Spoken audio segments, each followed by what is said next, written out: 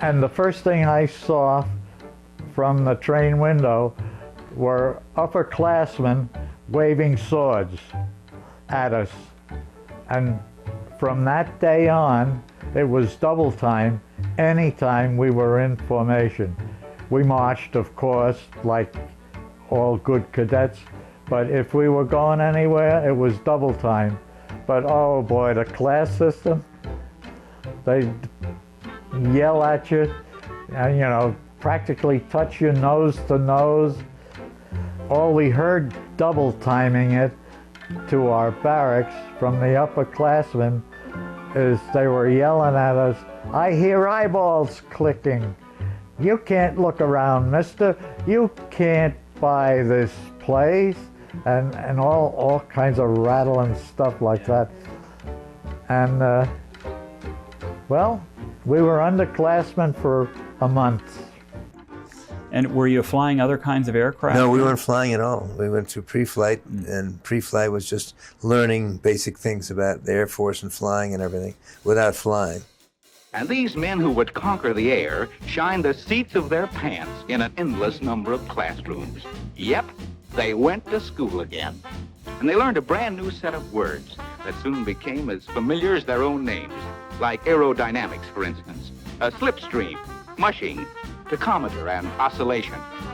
You see, Dad, Jim didn't play hooky this time. I went into cadets at Santa Ana, and we took all kinds of tests and ran all the time.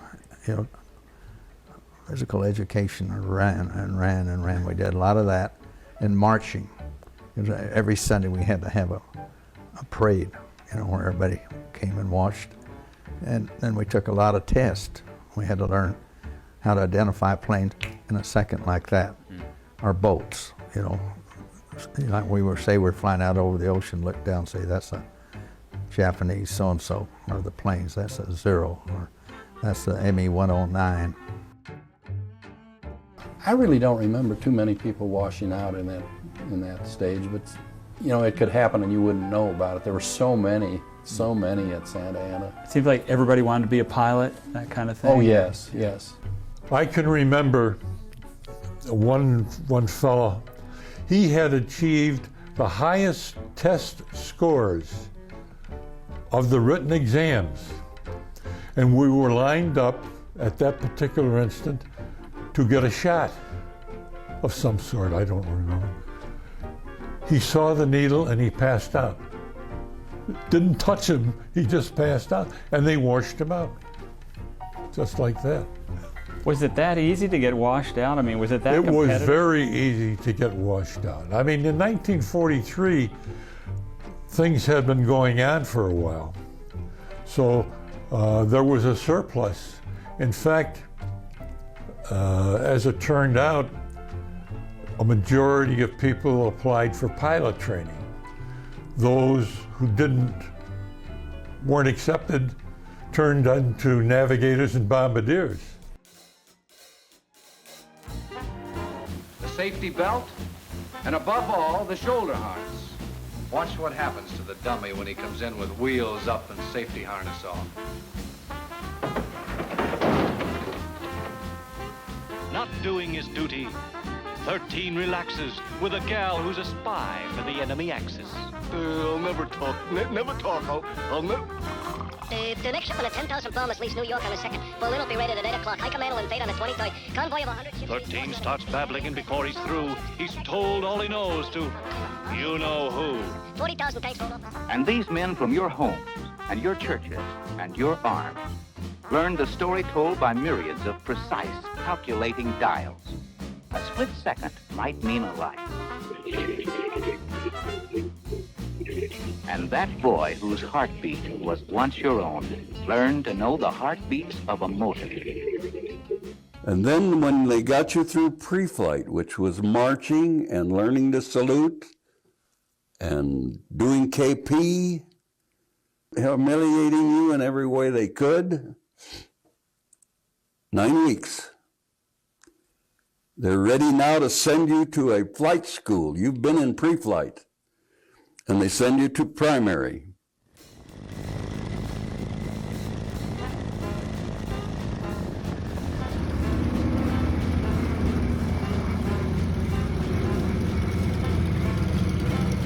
Yes, sir, these men of ours started in with high hopes and determination and good old American spunk. Learned to fly? Yeah, man. Then they met their flying instructor, and they were scared silly, nervous as a bunch of girls in a room full of mice. The Army primary was a contract setup. It was civilians who did the teaching of the flying. There were 2 Army officers on base who provided the discipline. The primary schools were, at least the ones I went to, was run by I think they called themselves the Georgia Air Service or something. It was a civilian-operated school. All the pilots the instructors were civilians. They had a major who ran the base, that is the Army part of it. He was really the boss of the cadets and stuff. And they had a couple of instructors from the Air Force who gave check rides. That is, they were the ones who would take every student up before he graduated to make sure that he really knew how to fly. But the ones who gave you the day-to-day instruction were all civilians. So he was a civilian.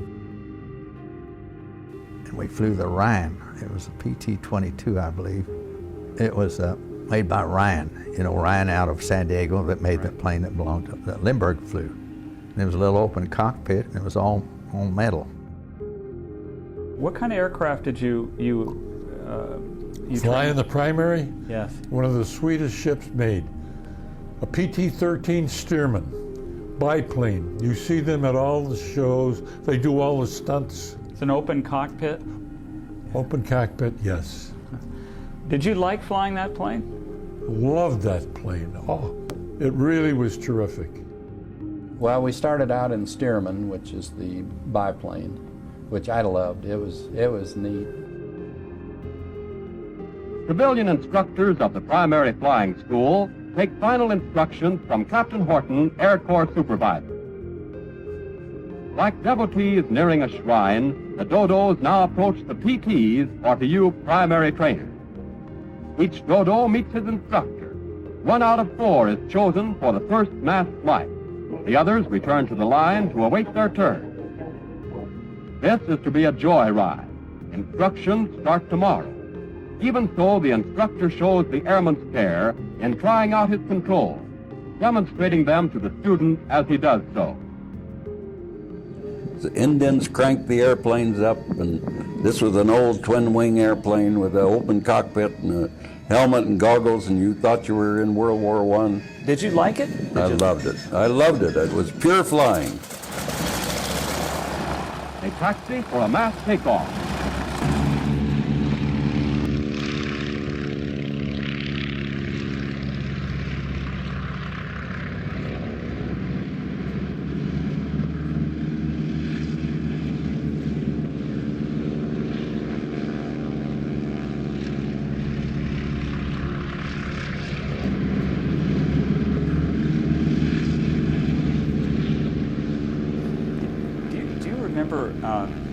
Those first couple of times going up in an airplane, what it felt like? Because that was the first time you've been up in a plane. Well, it kind of scared me. I'll admit it, it kind of scared me.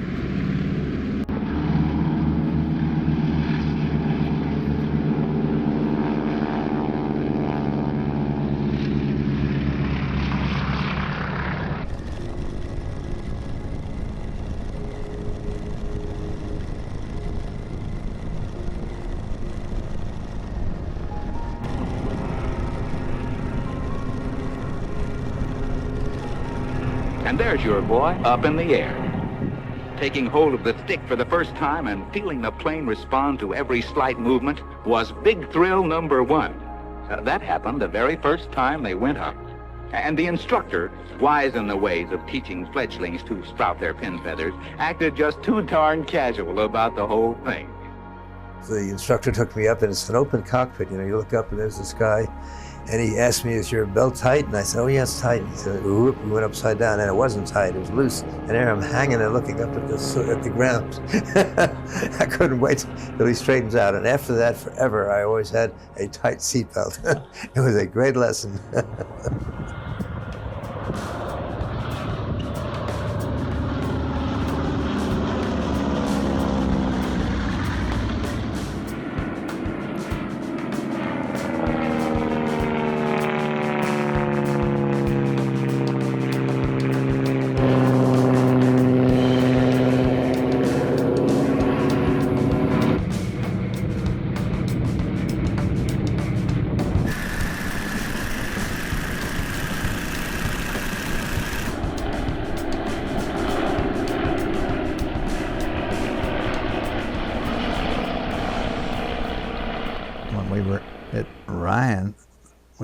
in one barracks, maybe 25 or 30 of us.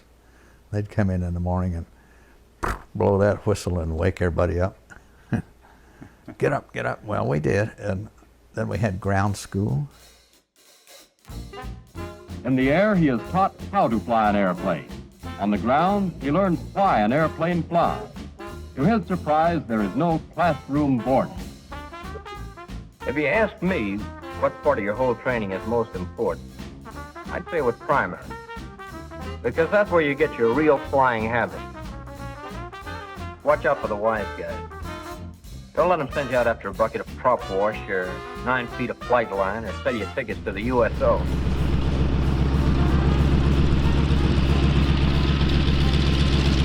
The classroom, however, is merely interlarded between daily flying routines. Takeoffs and landings are practiced again and again. The dodos have also been introduced to the more temperamental antics of their aerial broncos, such as stalls, spins, and dives.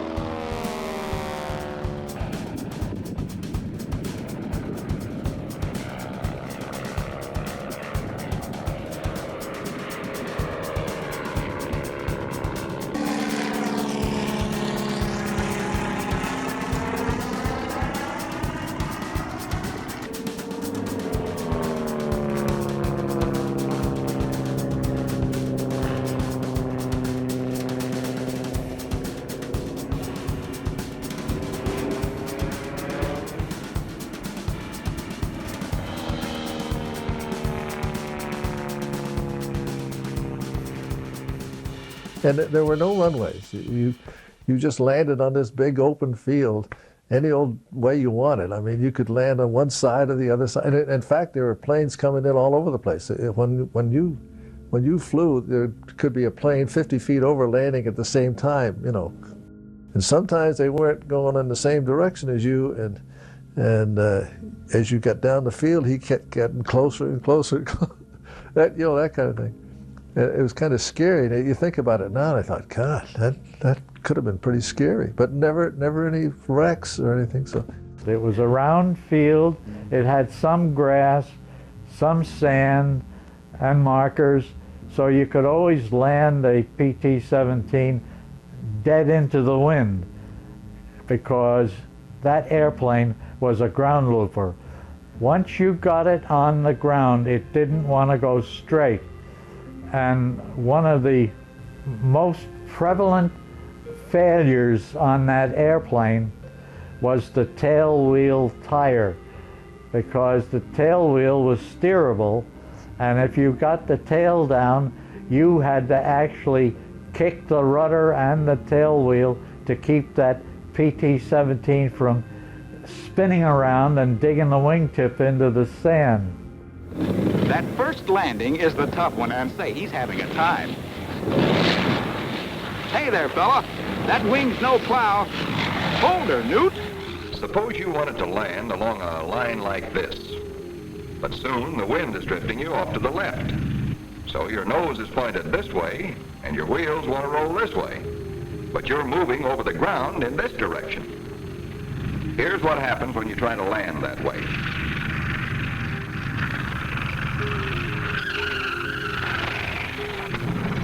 A lot of guys would watch out. Some of them, a certain percent of them would wash out, and you had to be really sharp to avoid the washout procedure. And as a matter of fact, I almost did it. I ground looped that thing. It's landing it on a large grass field. It's kind of hard to see the drift, and you have to correct for drift. And if you don't correct properly, it goes around in a circle and you drag a wing on the ground, called a ground loop. Well, I did that. And so that leads to washout. I had a check ride. My instructor was a civilian, but for a washout ride, you take a ride with a military pilot. So I had to make 2 or 3 landings. Luck would have it, the good Lord was taking care of me. I made 3 nice landings. I didn't get washed out. So, but anyway, that was one of the exciting parts of going to the primary school.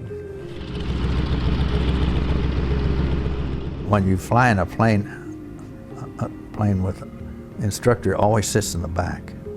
You know, he's up there, you know, because if your instructor's up front, he doesn't know what you're going to do. And I remember we had a little fellow, he was real short and fat. His name was Lieutenant Philip Ocean. And then we had other instructors, but he was the one that was in charge of, each one had about 6 students. And we'd fly probably every day or at least 4 times a week. And we didn't have to do anything on Saturday or Sunday unless we had to make up time or something. Sunday was usually off, and not that we could come into town. We stayed there, and this is where we got used to talking to these fellows from all over, from Georgia and from California and New York, and there were some pretty good guys there and things like that.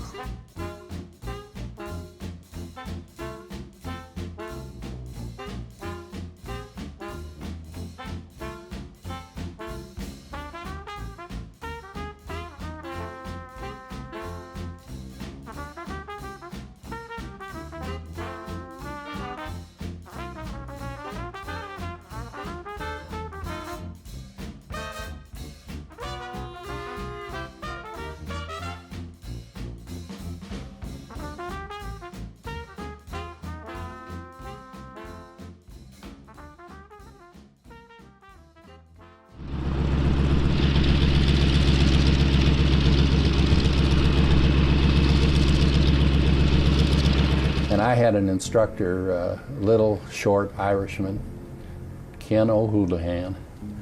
And but when you were flying with him, now on a Stearman, we didn't have radio.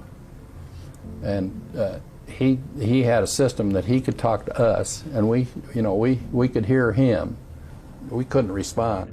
I don't know, on one particular flight, I messed up on something that he had told me to do, and boy, he let me have it, through the thing. He took the stick, and just did 3 snap rolls real quick to get my attention. And I could hear him, but I couldn't answer. When we got back down on the ground, he just, now you got to be careful, and then, what you do. Did you respect him as an instructor? Yes, I really did. I did. One of the instructors was a little bit eccentric, and he would stand up in the forward cockpit and point at an instrument to the student in the back cockpit by leaning over, standing up in the cockpit, leaning over, pointing. And the kid told me about this.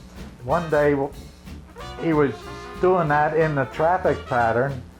He was pointing at the altimeter, and he was saying, "When I say 1,000 feet, I mean 1,000 feet," pointing at the instrument. The kid turned the airplane upside down and dumped him out. Oh my, okay. And, well, he had a parachute, of course. The kid came back, landed, went right into the CO and said, "I want another instructor." Oh, okay.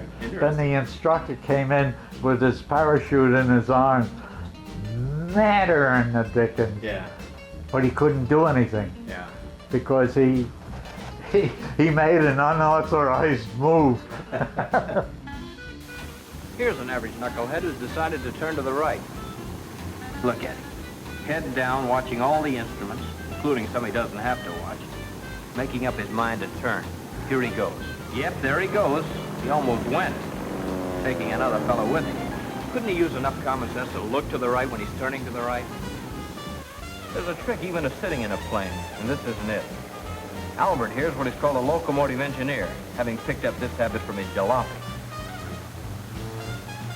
Sit straight in a plane, straight in center, and you'll always have the nose of your ship headed where it should be. And we finally, I said, "Pack your bag. We don't think you're going to make it." Thought I was going to wash out. So Philip Ocean, on Saturday, everybody went into town, and he had me take off with him and land, and take off with him and land. And finally he taxied up. I thought he was going to say, "Okay, go get your bag and get out of here." But he looked at me and he said, "Now, I'm going to let you go around, and if you wreck this plane, I have to pay for it." Well, he didn't, of course, but I didn't know that. A lieutenant way back then, when you're just a kid, so to speak, he meant everything. So I went out and took it off. Hey, this isn't so bad. And I came back and landed, and he said, "Do it again." do it again. I did it 5 times, and it was, wasn't so bad. And it surprised me, but he said, I knew you could do it, but you just needed somebody to push you. I remember the day I saw that the pilot that was training me, he was really an excellent pilot, that was training me, he says, all right, now, Dick, he called me Dick, and he says, go up and kill yourself now.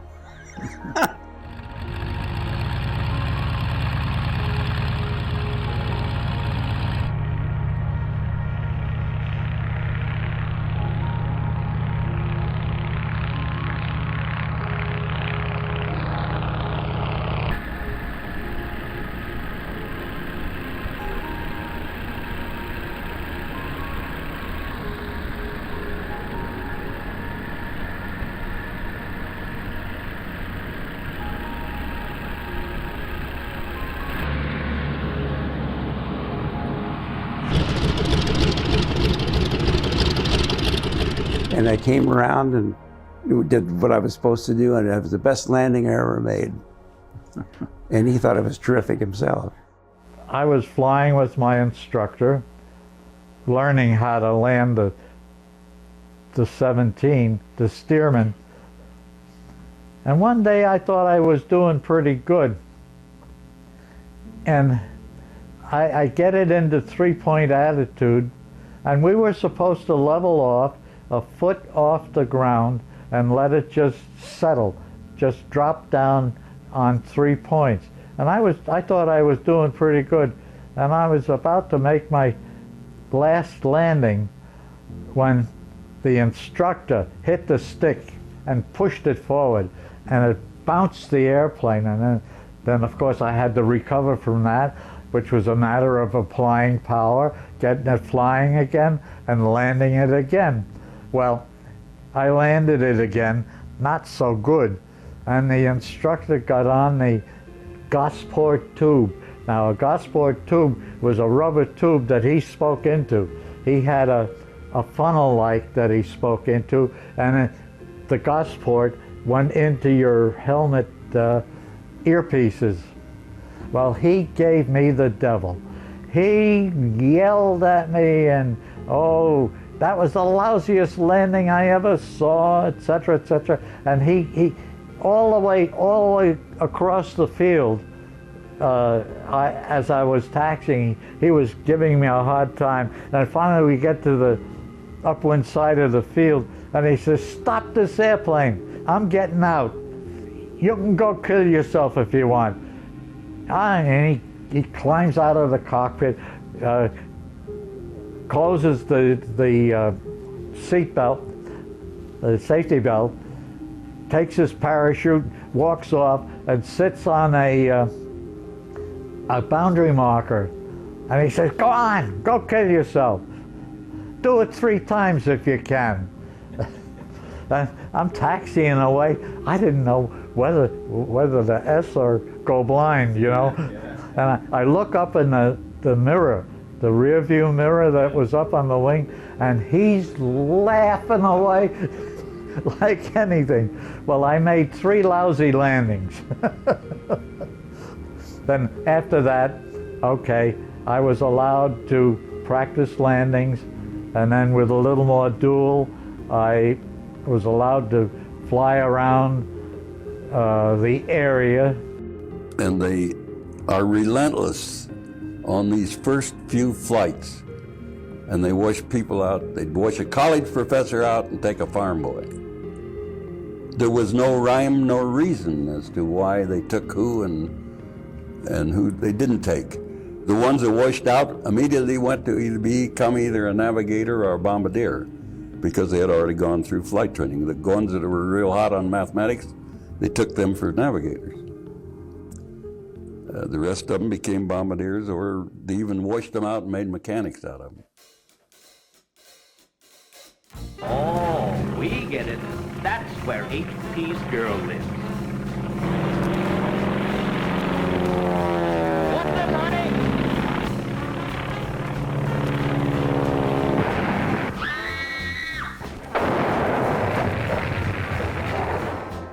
She wasn't that kind at all. She's really a fine girl, nice family and all that. Her name's Barbara. Barbara. He had syphilis and he knew it.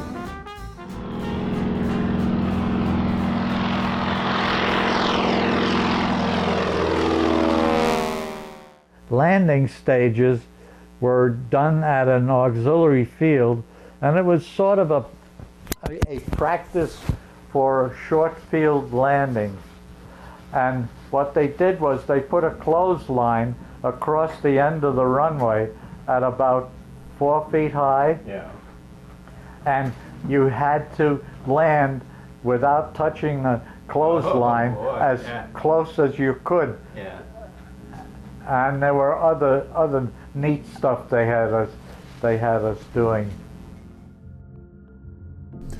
Well, when we were in Santa Ana, you know what a P-38 is? We could see P-38s from where we were marching around the fields, going up, doing acrobatics. Oh, our mouths watered for that.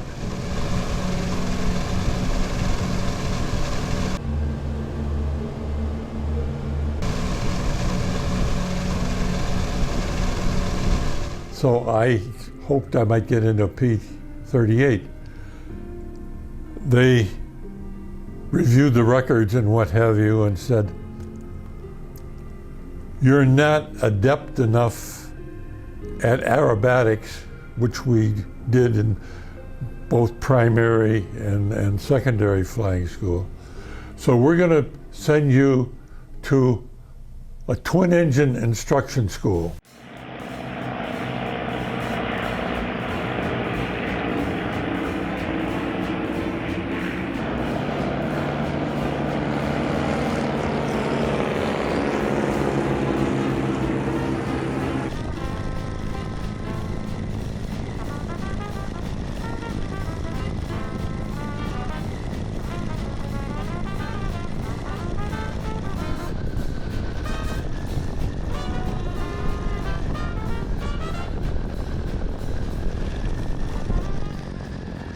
And so then we sold it from then on, and we'd go out, and we were supposed to go up, and we were all over the valley down there, down by Ryan, and you're supposed to go up and do stalls and things like that, which we would do. This Spitfire pilot did not know his acrobatics as well as his enemy. One brave Allied flyer will never have another chance to learn. It's too late to learn when you start playing for keeps. That's why acrobatics are essential to every military pilot. By that time, we had been doing acrobatics. Did you like it? I loved it. I loved it. It was pure flying.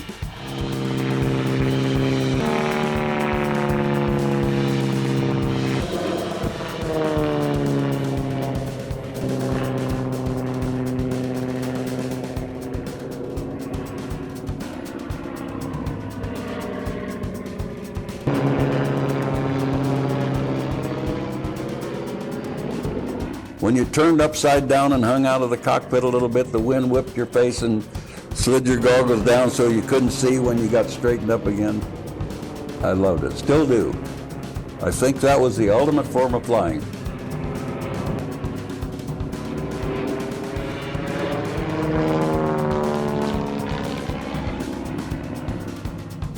Buzzing clouds, man, that was sheer fun. Doing loops around clouds and all kinds of things. We had more fun with that plane. You couldn't hurt it. We used to practice doing spins, left spin, right spin. It was a very versatile airplane. And I remember one day I was up there doing spins, and I cleared myself with a 90-degree bank to the right, nobody left there, and then the left, and nobody there, and I just went into a spin. And you can count the turns. 1/2 turn, 1 turn, 1.5. In the middle of that second, I look up, and right under me is a helldiver, a Navy helldiver, completely camouflaged. You couldn't see it against the trees. And I was so startled Then I took my hands off the controls and it came out of the spin by itself, and I decided the plane flew better than we could fly it. When we soloed back in primary, there was a fellow, you get a roll of toilet paper and throw it out, you know, and it'd string down and you'd dive through it. That was to say, boy, I'm really something. And, you know, I didn't do that.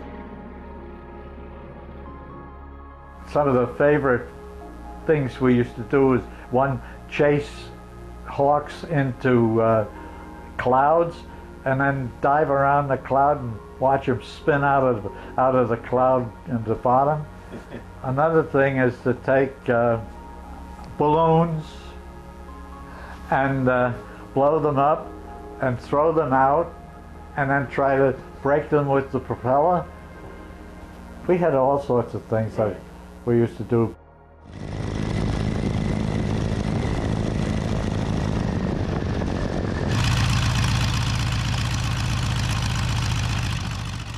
In primary, a pilot flew, if he had five students, he flew 5 hours.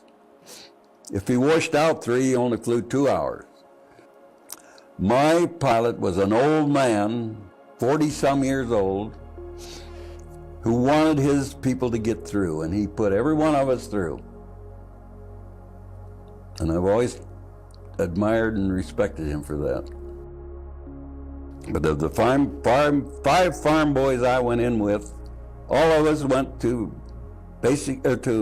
primary and passed. Didn't take no real education. You had to study a little meteorology and mathematics stuff and code, which nobody learned. You're supposed to take 5 words a minute, and nobody could take 2 words a minute. Why those 5, as you've called it, the plowboys, survived that first part? I mean, why they didn't wash out? What qualities did you have in common? Yes.